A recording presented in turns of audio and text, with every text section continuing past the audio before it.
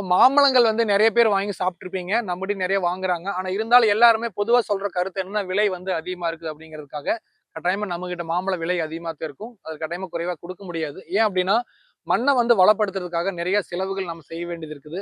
மற்ற பக்கம் என்ன பண்ணுவாங்கன்னா, ஒரு வேருக்கு மட்டும் மருந்து கட்டிட்டு அத விட்டுருவாங்க.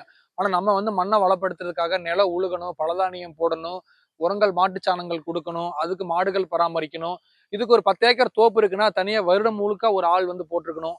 இந்த மாரி இருக்கும்போது நெறைய லேபர் காஸ்ட் வந்து ரொம்ப ஜாஸ்தியாகுது. அதே மாரி மாம்பழம் பறிக்கிறது வந்து இப்போ ஒரு மாம்பழம் 100 கிலோ பறிக்கிறோம் அப்டின்னா, ரசாயன விவசாயத்துல ஒரே நாள்ல 100 கிலோ பறிச்சுருவாங்க.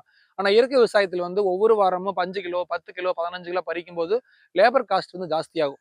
அந்த மாம்பழம் வந்து காய் வந்து மரத்துல எந்த அளவுக்கு முத்தி போய் திரண்டு இருக்குதோ, அதுதான் உங்களுக்கு முழு சத்து குடுக்கும், முழு சுவைய குடுக்கும்.